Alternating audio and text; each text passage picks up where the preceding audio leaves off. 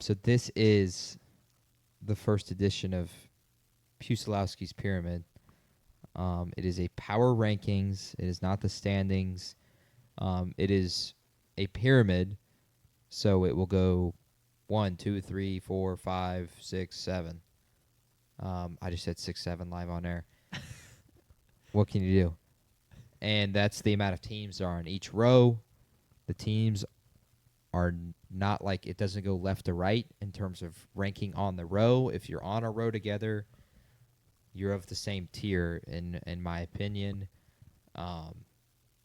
These two guys will get the opportunity to move teams up, move teams down. They'll have to give their arguments for that. But without further ado, we're ready for the first edition. After seeing everyone play, first I want to go with the teams That didn't make the that pyramid. did not make the pyramid in week 1.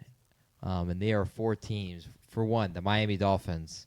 Why would they be among the top 28 teams in the NFL? They were absolutely atrocious this past weekend. Tua had 3 turnovers. Really nothing looked good. The Browns.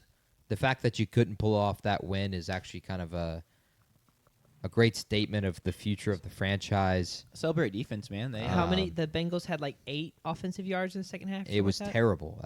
They had every reason to win that game and still could not do it.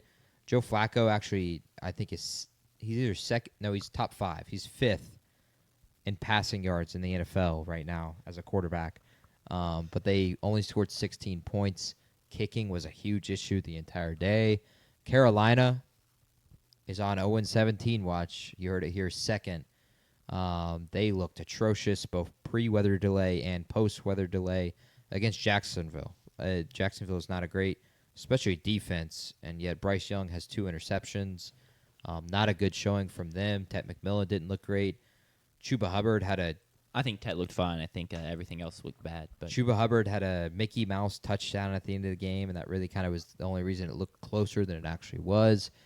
And then, unfortunately, I have the Tennessee Titans here. I just thought the Broncos played so bad that it kind of makes the Titans look like they are so bad. The amount of drops that they had, they really sold Cam Ward. Jeffrey Simmons was incredible, Bulldog legend, but unfortunately, only 28 teams make the pyramid, and the Titans have not made the Week 1 pyramid. So without further ado, let's reveal Tier 7. And these are the teams in Tier 7. The Colts getting the impressive win against what could be arguably a terrible team in the Miami Dolphins. We'll see going forward. But the Colts are 1-0 and on the bottom tier. The Cowboys, defensively, they're going to have a big struggle. They could not stop the Eagles and really had to score every single possession. And then CeeDee Lamb drops kind of out of nowhere. Chicago, how in the world do you choke that game? J.J. McCarthy, they have less than 75 offensive yards going into the fourth quarter, and they end up with 270. The Vikings scored 21 points in the fourth quarter. You have a pick 6 on defense, and you still couldn't win that game. Caleb Williams started 10 for 10, and then just was really piss poor the rest of the way. The Patriots lost to the 2-15 Raiders Week 1 at home. So unfortunately, they're at the bottom of the tiers. I just didn't like the way they played. They only scored 13 points against a Raiders defense that doesn't have really any star power. sure. Max They're down there at the Crosby, bottom. Other than Max Crosby. Other than Max Crosby, they really have nothing. I was just trying to save you from the comments saying, "What about Max Crosby?" Well, I mean, sure, go ahead. I would love to talk about the Raiders too. We'll see them here in a little bit. Seattle, unfortunately, is at the bottom. That game was all theirs. They had every reason to win that game.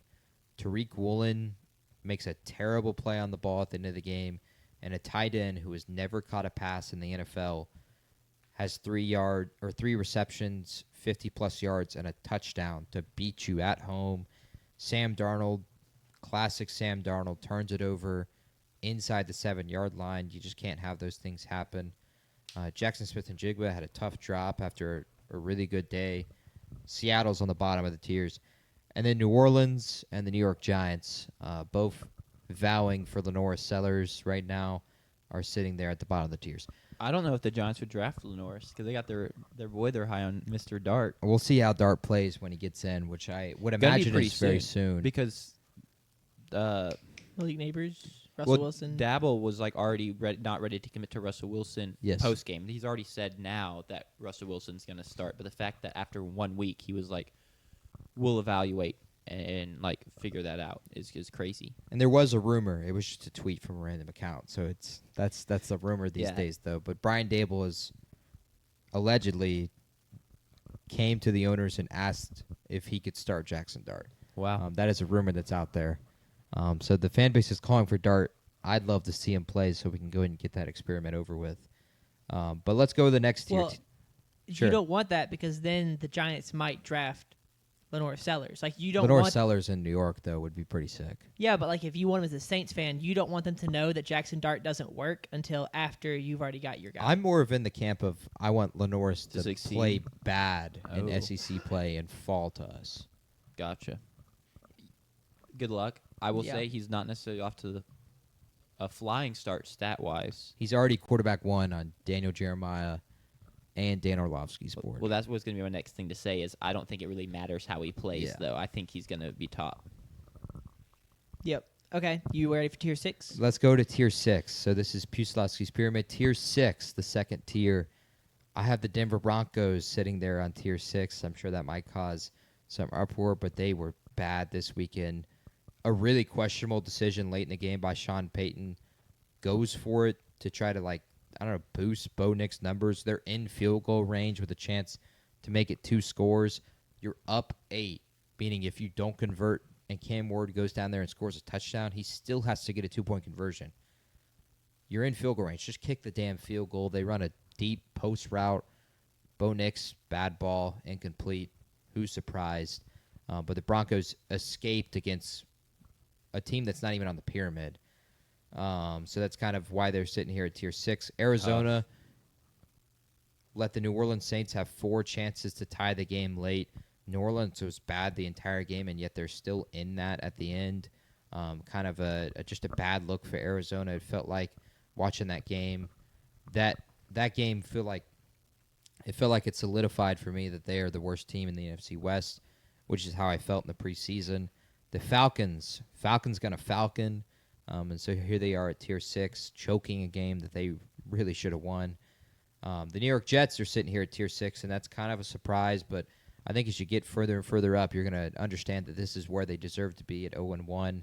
To give up 4 passing touchdowns to Aaron Rodgers, who's 42, about to turn 43, And that was supposed to be the strength of your team as well. Was more the of a defense. bad thing. And the fact that you had Aaron Rodgers in your building, you know how he plays, you know who he likes to target, how he likes to get his guys open. Like Sauce Gardner was the only guy that played well on that defense.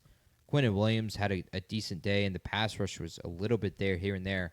But if you go and watch the film, which you will see tomorrow when I post the video, they were destroyed by the play-action pass. And it's the Pittsburgh Steelers. Their starting running back was Kenneth Gainwell. And it's not like it was Derrick Henry we're handing the ball off to, and that's why you should be worried about the play action. It was Kenneth Gainwell, and they were getting dusted. 3 passing touchdowns on play action passes for the Steelers in Week 1. San Francisco, injuries really kind of keeps them here, but they just didn't look great either. McCaffrey was actually a bright spot, which was surprising, and realistically, the Stars won them the game against Seattle. McCaffrey makes a big play on 4th down. Fred Warner was flying all over the field. He looked as good as he ever has. And then Nick Bosa gets the huge pass rush that forces the Sam Darnold fumble, but other than that, they just kind of looked really bad. Detroit is here on tier 6. They were just dismantled by the Green Bay Packers, and that's where they sit. Tier 5. We continue on. Starting off on tier 5, we have the Pittsburgh Steelers, who got the upset over the New York Jets. Well, they were favored in the game. I guess that's not really an upset. But Aaron Rodgers looked really, really good. 4 touchdown passes. Geno Smith Raiders win one of the 2 games required to meet Sanders' quota. And so here they sit in tier 5. The Jaguars go 1-0, beating the 0-17 Panthers. The Commanders kind of stretch out a win against the New York Giants. They don't necessarily look great offensively, there's some questions there, but there were questions the entire offseason. Terry McLaurin doesn't get a ton of production, but they sit here at Tier 5, and I don't think you can really make an argument for them being higher than the teams above them in Tier 4. And then finally, Cincinnati sits there at Tier 5. It was hard to put them here, but again, those teams in Tier 6, I don't know how you put any of the teams in Tier 6 above the Cincinnati Bengals, even with how bad they played against the Cleveland Sure. Browns. Before we move on real quick to the next tier, Absolutely. Chromie in chat says the Jets will not make the Super Bowl. I think we can all agree with you on that one. And yes, Sanders did only have the Raiders winning 2 games, and he probably is regretting it at this point. That's actually a great question. Is Sanders saying the Raiders only win 2 games more bold than picking Houston to win the Big 12? I would say it is more I would bold agree. because it's the Big 12. You Yes. never know what's going to Yep, happen. I agree. So, yeah. I'll agree with that one. All right, sorry, you can move on. Tier 4. This is where we're getting into the good teams. These are teams that can potentially compete for a Cinderella run to the championship games. Just dog on my Commanders some more, why don't you? Holy crap. All right, keep going. I have the Tampa Bay Buccaneers, who got a gutsy win in Week 1 against the Falcons. They didn't really play well the entire game, but they made the plays when it mattered most. Emeka Ibuka has 2 touchdown receptions, and that's a promising sign. Like, if they're able to get their weapons back in full force, like, this becomes the best receiving core in the NFL, potentially competing with Cincinnati there. The Houston Texans I have here in a defensive slugfest against the Rams. They played really well. Puka Nacua kind of tore them apart, but outside of that, like, Kyron Williams was not really productive, especially from a rushing yard perspective. And offensively, I don't have any questions because we kind of know that the Rams' defense is also really good. And they were without Christian Kirk, and there's still no Joe Mixon at running back, which he may not return this season, but I just expect them to take a jump.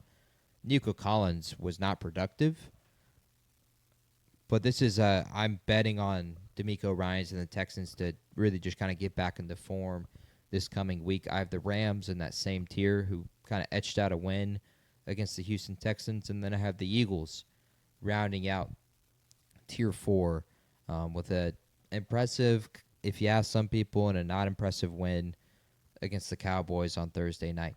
In Tier 3, we have the Kansas City Chiefs, who lost to the Los Angeles Chargers, who are also here in Tier 3.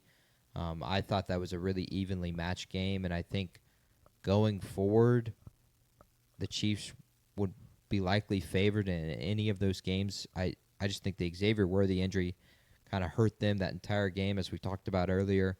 But these are 2 teams I think deserve to be on the same tier, and they don't deserve to be up there on Tier 2, as you'll see. And then the surprise for me, and probably the surprise for you guys, and probably the surprise for the people watching. I see Chromie has already commented on it.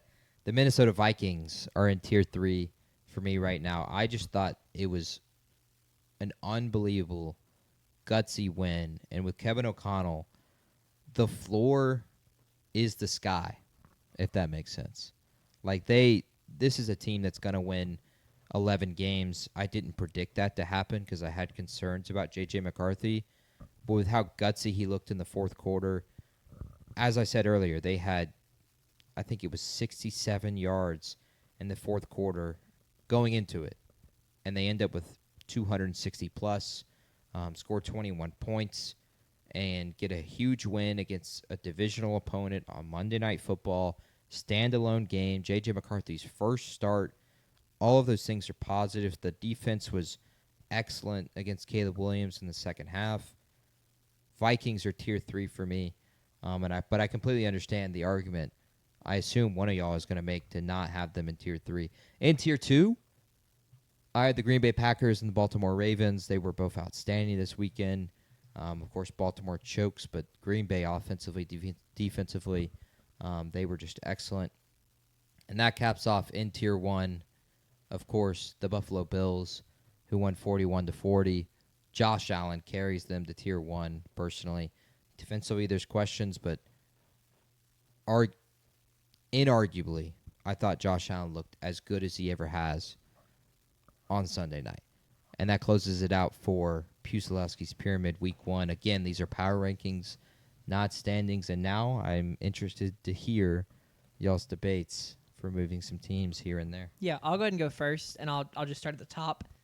I personally, I think would still power rank the Ravens above the Bills. It's the same kind of thing we see in college football where teams lose head-to-head matchups and they're still power ranked above other teams. Ravens lost by 1 on the road. There were 2, I'm going to call them fluky plays in the final 3.5 minutes. The Derrick Henry fumble.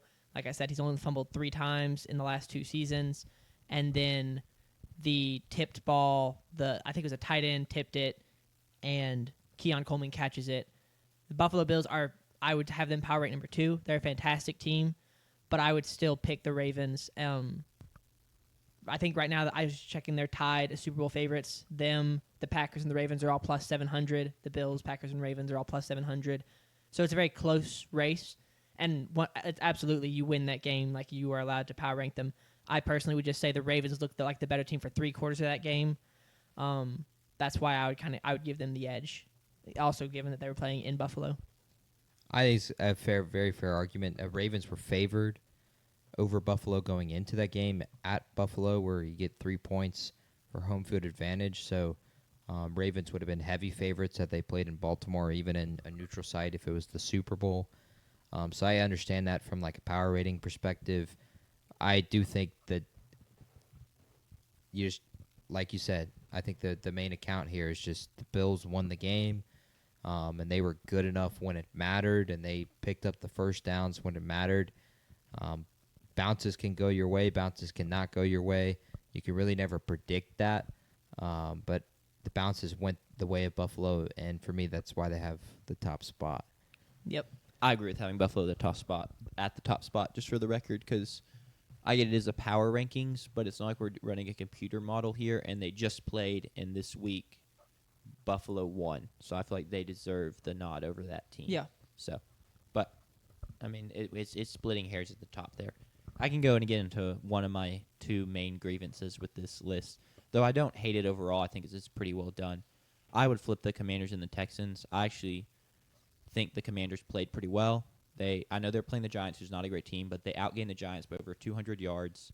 Deebo Samuel looked good to me. He looked more like 2023 Deebo Samuel. Maybe not quite to that level, but he had over 80 all-purpose yards. They were using him in the pass game. He looked like he was a little bit more back in shape. He did look back in shape, yes. Bill Krosky-Merritt played well. I liked what I saw from Josh Connerly. And the defense played well. And so maybe, yes, it's the Giants. The defense won't actually be good. That would be my argument. But it's the power rankings, and they look good on this Sunday.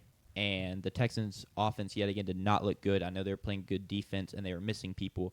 But right now, I don't think that offense is very good. It may, when people get healthy, round into shape.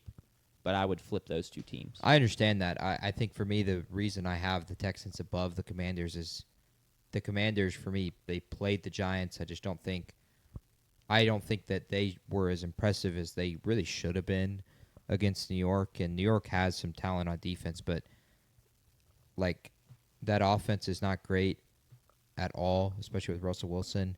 The defense made some big plays, but I don't think they deserve to be above Houston right now off of that win alone. I think Thursday night is a huge litmus test for this argument.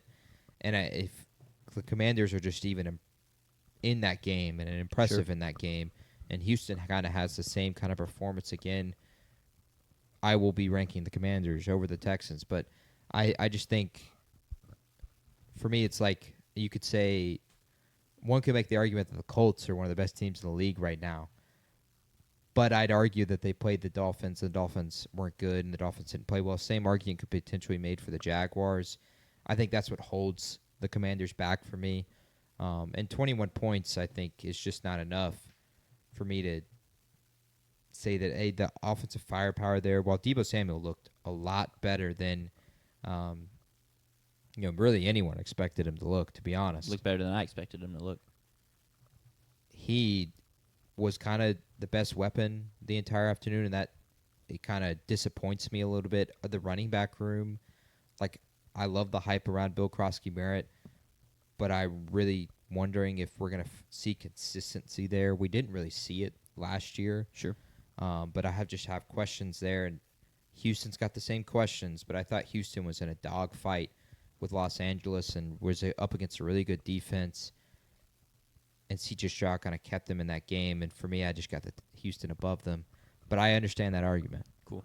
Clearly, we view power rankings a little differently because I'll just go and hop into my second argument, which is the Sure. Colts should swap with the Jets because while the Colts played the Dolphins, it's a power ranking and they were wildly impressive. They beat up on, yes, a bad team, but they beat them up. And so I would move them up because they looked better than that Jets team or even, better than that Falcons team on Sunday. Do I really think long term they're going to be there? No, but they looked good. So Yeah, and then mine is the same kind of argument. I would switch. It sounds like we're all kind of, me and you are on the same page. I would switch Cowboys and Lions. Okay. I think the Lions looked I'm fine with that. awful on Sunday, which is really unfortunate because I picked them to win the NFC North, and this is as far as power ratings go, I'm separating this from my predictions. I do not back down on my predictions yet. The Cowboys or the Lions are still going to win the NFC North. I'll double down on that. But they looked so bad. The offense was just non-existent on anything past 5 yards down the field. Mm-hmm. And the defense could not stop what looks like it could be one of the best offenses in the NFL in the Green Bay Packers. Meanwhile, you have the Cowboys, who hung with defending Super Bowl champions, Philadelphia Eagles, in Philadelphia, were basically one or two like drop passes by one of the best wide receivers in the NFL away from winning that game potentially. I mean, it was so close to us being like, did Jerry Jones make the right decision trading Micah Parsons? Was Micah Parsons the problem? Not actually, but it was the Cowboys were just very close to winning that game. The Lions were never in that game with the Packers. I think that's fair. Yeah. But I don't feel like the Lions showed a pulse defensively, and for me, the Cowboys showed zero pulse. And while Dak was incredible from an eye test perspective, most of the game, his numbers don't live up to that whatsoever. His numbers are worse than Jared Goff this weekend.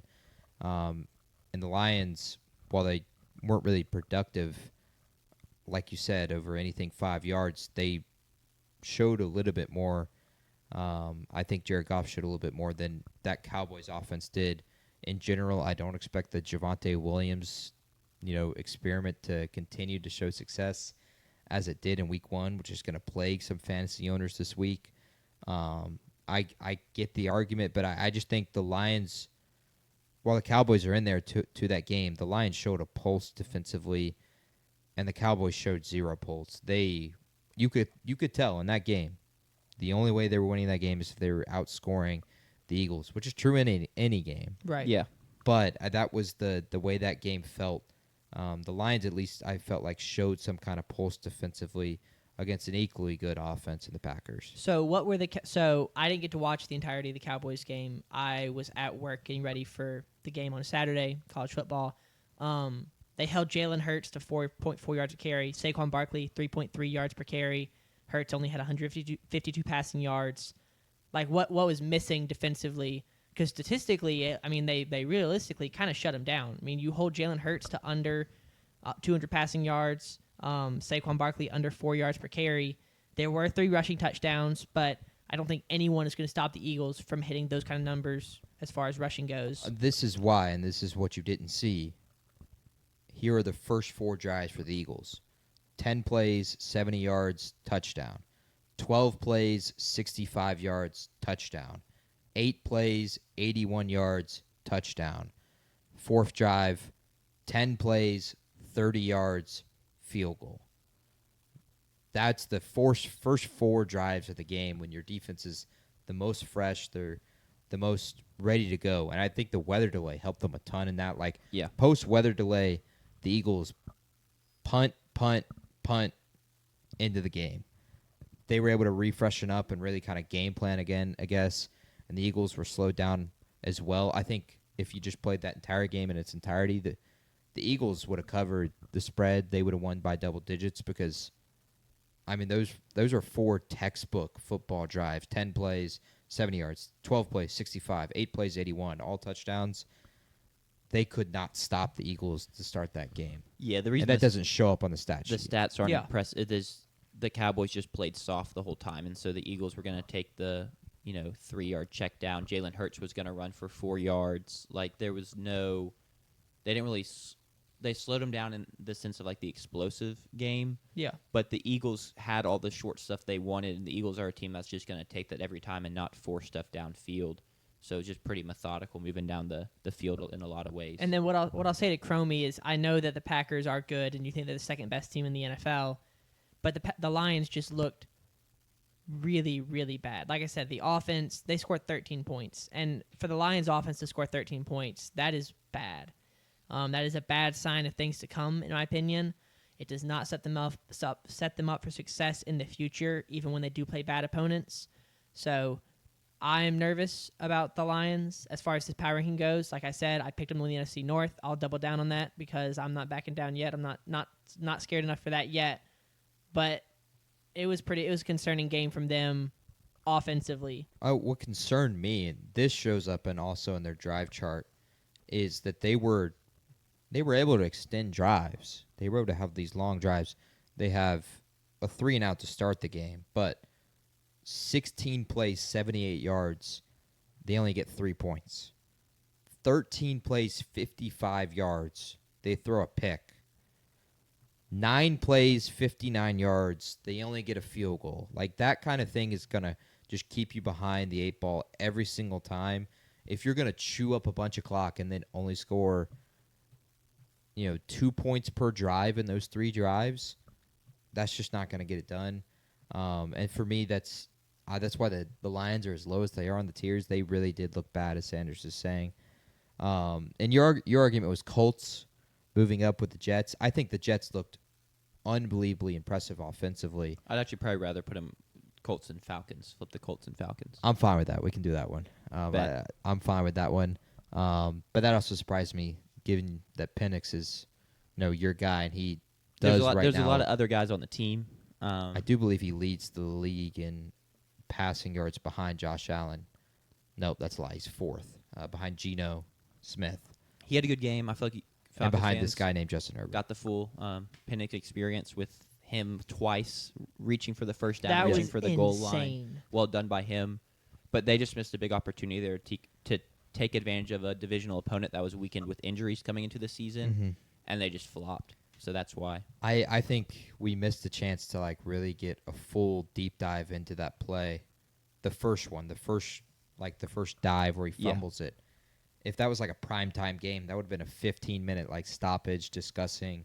But because we're watching on a red zone, we just go to the next play and we come back to it and finally hear what it is. But was he out of bounds? Was he touched? Did he fumble the ball? Did they recover it? Because he was recovering it, but he was out of bounds when he was recovering it.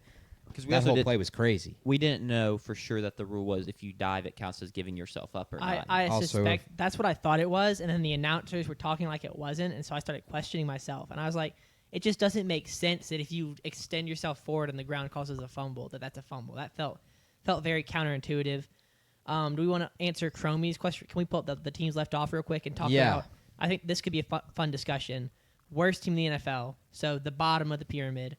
The one team. It was a team so bad they couldn't even make the pyramid. Yeah, these are the 4 teams that couldn't make it.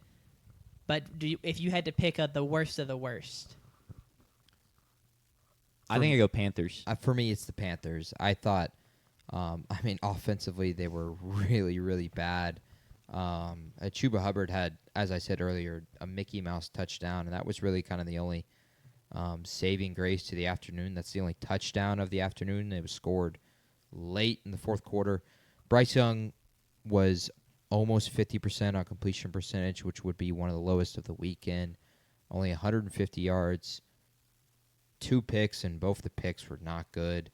Chuba Hubbard only has 3.6 yards per carry. Bryce Young was actually kind of productive in terms of scrambling, but offensively they almost have no weapons to go to. And then Jacksonville was productive pre and a little bit of post.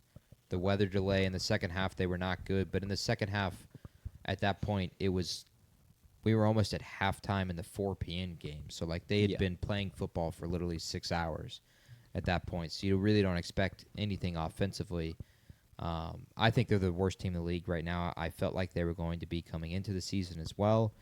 That's why we made a TikTok on it. That's why Panthers fans got really mad at us. outraged by Panthers burner accounts. I'm curious how they're feeling right now after week 1.